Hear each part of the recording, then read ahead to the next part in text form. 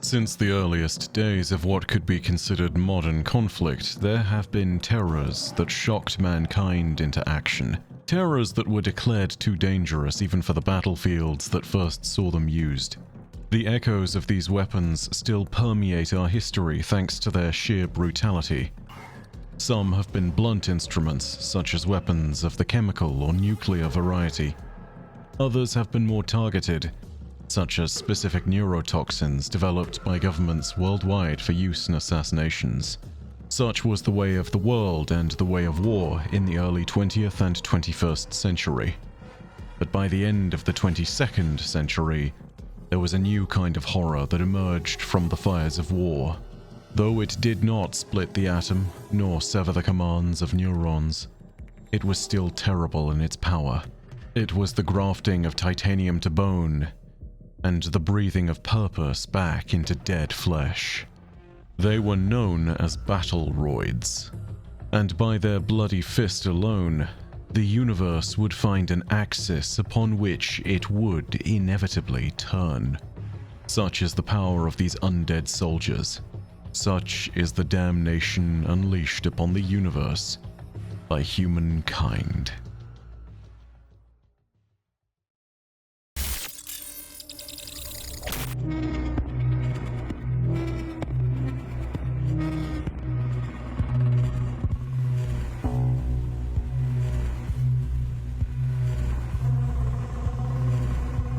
The enigmatic nature of the Battleroids has only been amplified through time, as the rumors that swirl around their capabilities have become more and more prominent. What we do know is that the Battleroids of humanity first emerged in a war between two asteroid governments. At the time, the government of Icarus was at war with its celestial neighbor on the asteroid of Onesis 492, also known as the Republic of Thermopylae. These two relatively small governments were set to conflict, and within the battlegrounds on both planetoids, weapons were tested. Whether these weapons were tested by the UESC, the two governments in question, or megacorporations of some variety, is currently unknown. The results of these tests, on the other hand, were not. Weapons deployed to the asteroid battlefields resulted in the near-total annihilation of the population on both asteroids. The key weapon responsible for such a slaughter was no gun or blade or bomb. It was the Battleroids. As hundreds died within the asteroid battlefields, the remains of the dead were brought back to be recycled in makeshift facilities on both asteroids. These early Battleroid factories used a variety of techniques to turn the dead back into the living. Although, whether Battleroids are truly alive is a matter of some philosophical interpretation by the beholder. After all, what is life to something that has died? Is it truly the same? How much of their past lives do they remember? None of this is quite clear with a Battleroid. Their brains were cybernetically enhanced with electronics and chipsets. Their muscles were enhanced with genetic technology, and the bones of their skeletons were replaced with titanium limbs. When these Battleroids did begin to roll out over the battlefields of the two asteroids, it was already far too late to stop the oncoming wave of death that followed. The Battleroids proved their superiority over the standard human soldiers, and in the madness that followed, both Icarus and Thermopylae were the first casualties to Battleroids and their furious style of war. Unrelenting, unbreaking, unstoppable. It only took 20 years for the United Interplanetary League to set rules for the appropriate use and storage of such terrifying monsters, but by now it was too late. The ladder of escalation had already been climbed. Such weapons were now a part of the calculations for war of governments all over Sol. These new cyborg super soldiers were publicly regulated, but in a grim reflection of the conflicts of the long past, nations that could create them and use them would actively keep some in stasis chambers, ready to be released at a moment's notice, should there be a sudden onset of desperate war. It might seem like such technology is of human origins given the stories of Icarus and Thermopylae. However, rumors swirl around the Battleroids, and even to this day, there are murmurs of how they potentially might have come about from an even stranger origin. The common thread that all things seem to point to is the idea that Battleroid technology, by merit of its nature as a form of advanced cybernetic technology, is Jjaro in origin. If this is true, then it might indicate that humanity discovered ancient Jjaro tech somewhere in Sol. Alternatively, it might imply that the technology was obtained by humanity in the exchange with Ryu Toth, the Jjaro ambassador who made contact with the President of the United States in 1994. The lore of Marathon Infinity goes a long way towards probing such speculation, particularly with words from its epilogue. In this epilogue, we see that time has jumped forward. It takes place in the moment before the end of the universe. Durandal communicates with the protagonist, Mjolnir Recon Number 54, a Battleroid who defeated the Pfhor at Tau Ceti, and who proceeded to jump through time. Durandal says, "But you were dead 1,000 times. Hopeless encounters successfully won. A man long dead. Grafted to machines your builders did not understand." It's not hard to see how one could extrapolate such a link from a quote like this. After all, this is entirely the prospect of what a Battleroid would be. Machines grafted to someone who is dead. Machines that their makers did not truly understand. Not to mention the power of the individual that came from these machines. The power of Mjolnir Recon Number 54 is something that Durandal in this moment at the end of the universe still marvels at. Durandal by this point is a being with vast power and knowledge. Knowledge that is all but complete, but for this single final mystery that was left to ponder. The question of the existence and power of this Battleroid.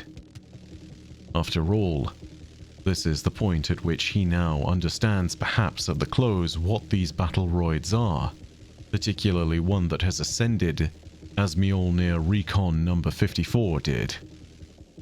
As he puts it, "You are destiny." And so it all seems to make a degree of sense. The expression of power shown throughout the career of a Battleroid, and the potential ascension of one as witnessed by Durandal, seems to lend credence to the idea that the technology powering their cybernetic selves is in fact Jjaro. These powers did include exceptional displays of violence, of course, but they also presented as more literally esoteric powers, like the ability to teleport oneself, and the capability of jumping across timelines by some as of yet still poorly understood means. Regardless of whether Battleroids are Jjaro technology or not, there are some cold facts that still remain the same. The destruction they are capable of unleashing is utterly unfathomable. Such displays of violence are profound, but fortunately for us all, such discoveries of these violent moments were made by more than just the human populations of a few asteroids. For this was a fate unleashed not upon humanity alone, but also upon some of our deadliest adversaries. In particular, there was one foe of great note that discovered its fate within the celestial hunting grounds of Tau Ceti.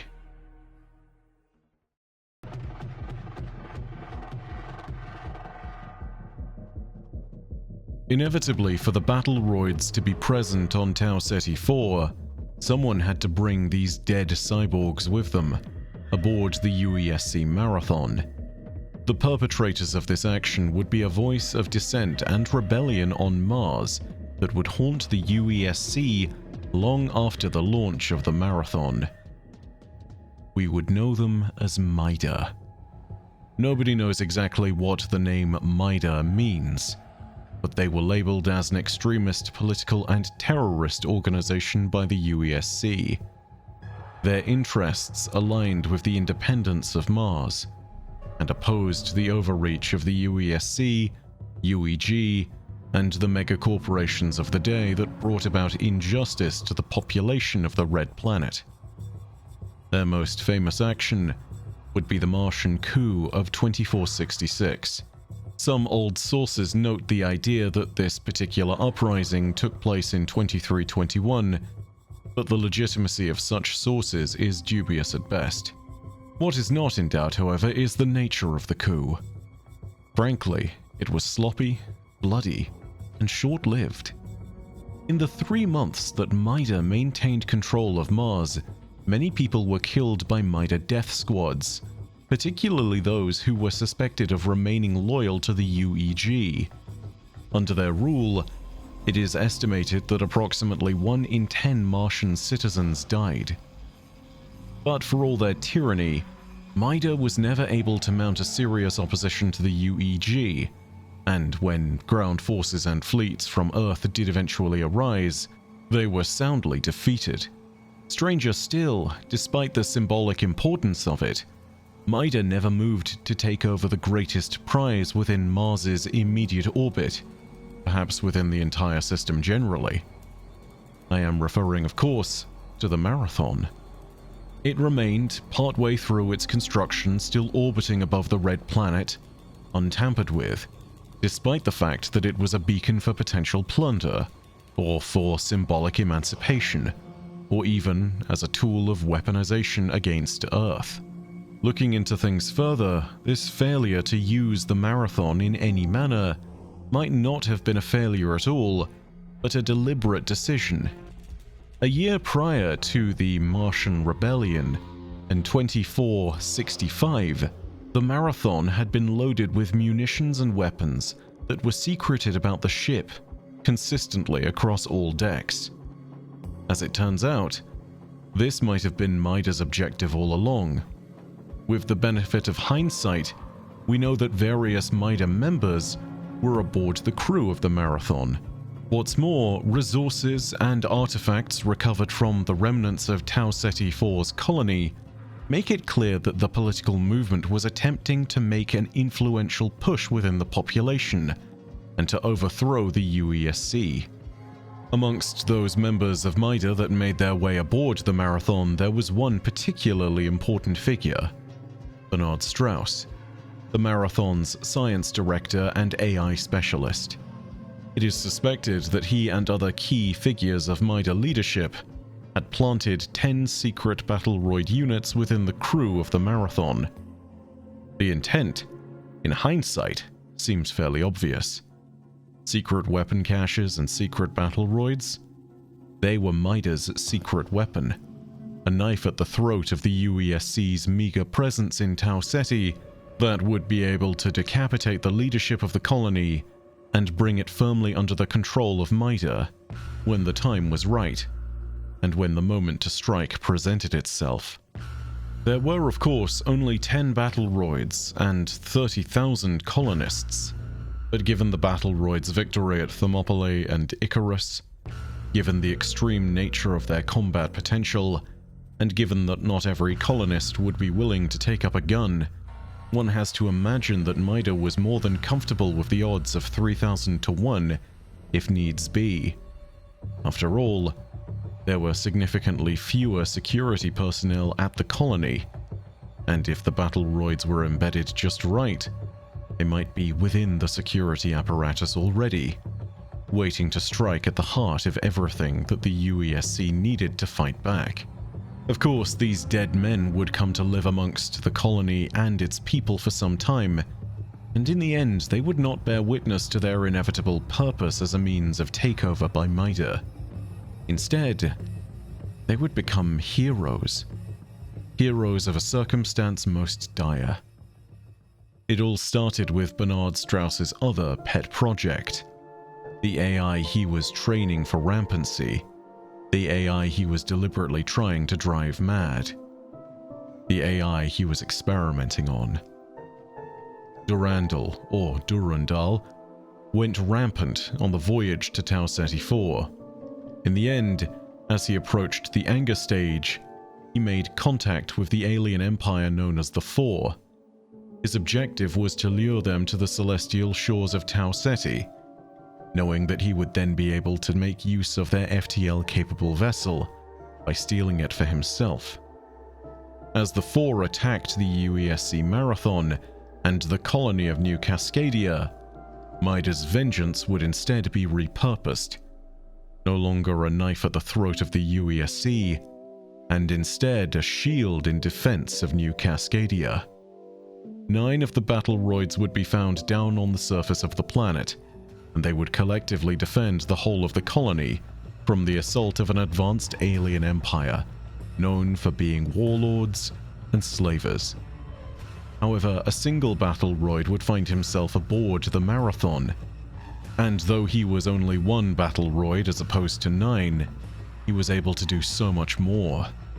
He successfully activated the Marathon's automated defense systems, rallied the crew, sent a warning message to Earth, disarmed 4 sabotage efforts, and even teleported aboard the Pfhor vessel to disrupt their control over the compilers amongst the Pfhor assault force. This particular Battleroid, as you may have guessed, was the protagonist of the original trilogy, also known to us as Mjolnir Recon No. 54. His story would go on in time to involve the wonders we spoke of before. He would bear witness to the red sands of Lo 1 and gazed upon the destruction wrought by the working Kakantar. He descended into the deep caverns beneath the citadel of antiquity and dreamed dreams of starting back to find his own path. Whether such events occurred in this timeline or not is currently somewhat inconclusive, but what is clear is that the past events of the defense of Tau Ceti were not left to be forgotten by history. There are pieces to this puzzle that are worth investigating even to this day, though it might be more appropriate to call them what they are: loose threads, awaiting one who will inevitably pull at them and begin to unravel what follows.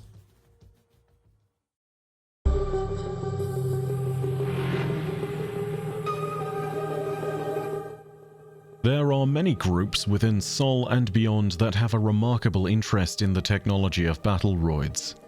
One particularly interested group should be familiar to any runner: Sakaguchi Genetics.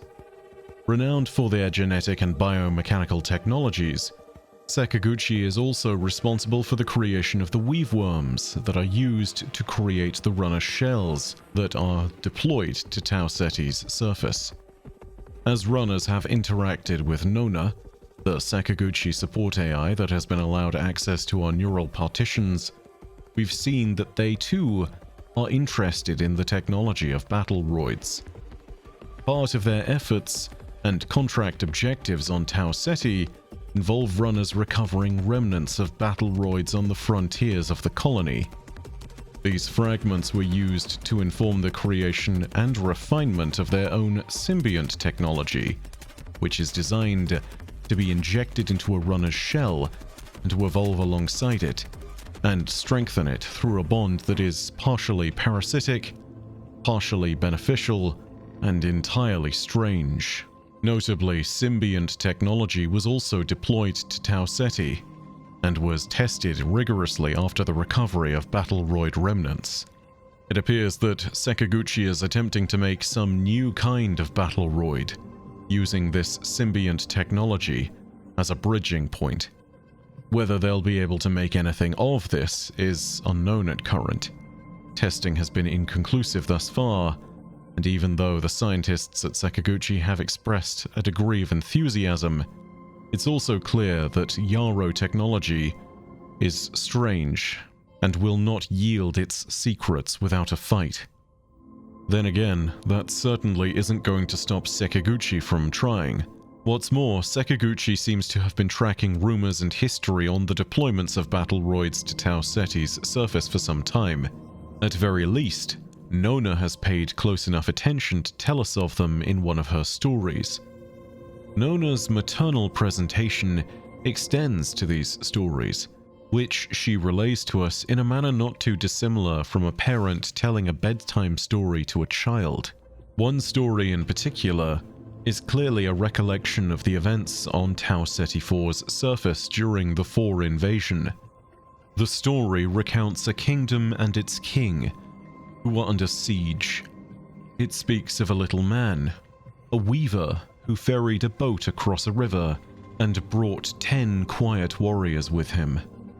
He said that he would fight for the kingdom as long as they paid him what he was owed.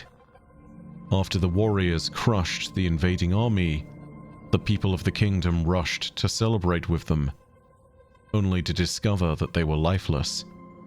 They were woven from the patchwork of other men. They were already dead. The story clearly seems to make reference to the 10 Battleroid soldiers brought to Tau Ceti IV on the UESC Marathon. It also seems to reference their triumph over the invading forces of the Pfhor. But the tale only grows more curious when one examines the one who brought the warriors with him on the boat that crossed the river to the kingdom. This small man, this weaver, was, according to the story, seen collecting the remains of those fallen on the battlefield so that he can make more of his terrible soldiers. Near the end of Nona's story, he was banished from the kingdom and was rumored to have taken his soldiers with him on a boat to cross a great sea. If this story holds true, and this is all an allegory for the Pfhor attack on Tau Ceti and the Battleroid defense, then inevitably a question arises that is of paramount importance. Who was the Weaver?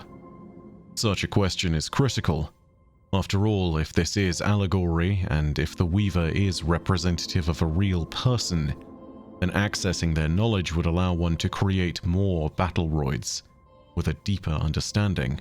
If advancements were made on the technology, and if Battleroids were deployed in combat against an extraterrestrial species, then that information alone is worth a great deal to the governments and corporations of Sol. If one examines the beginning of the story, one might assume that the Weaver is Bernard Strauss, who brought the Battleroids with him on board the UESC Marathon. However, this assertion doesn't hold up great under scrutiny when one considers that Strauss might not have survived the Battle of the Marathon, especially having recovered his journals and his personal logs from the Cryo Archive. It seems clear that he found himself at a juncture where his doom seemed all but inevitable, as the Pfhor closed in on his position and possibly killed him. If one analyzes the end of the tale, one could potentially see the Weaver instead as Durandal, who supposedly abducted Mjolnir Recon number 54 and absconded with him, as well as a large number of born-on-board security soldiers, to the planet of Lowan. This would explain the very end of the story, where the Weaver set sail and took a boat across a great sea.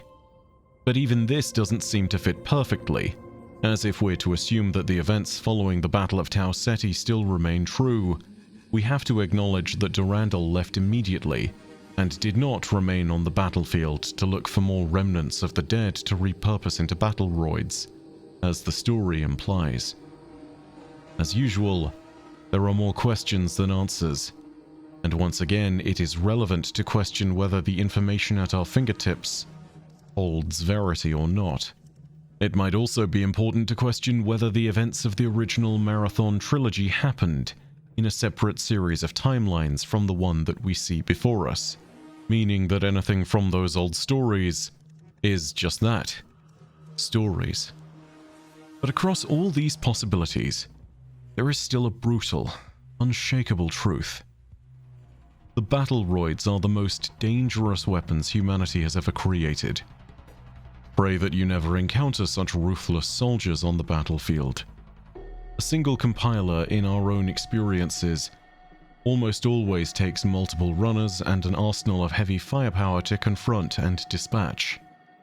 But Mjolnir Recon number 54, one of the 10 Battleroids that was brought aboard the Marathon, was able to dispatch them in mere seconds. Compilers appear to be a menace to us, and yet to Mjolnir Recon number 54, they were nothing but feeble obstacles against his rampaging madness.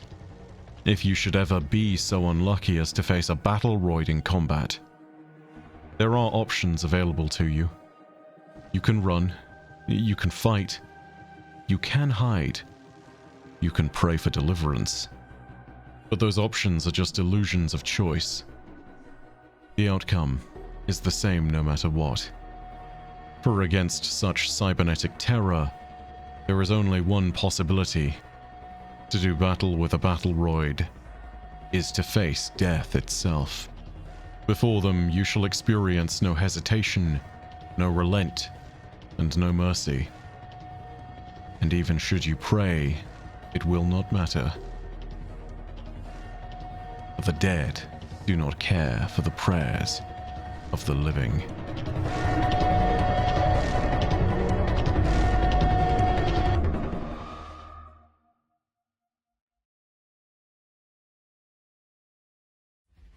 Thank you very much for watching. If you enjoyed the video, go ahead and leave a like and leave your own thoughts down below in the comments section. Of course, if you want more content from universes near and far, hit subscribe. But my name is Pfhor. I'll see you Starside.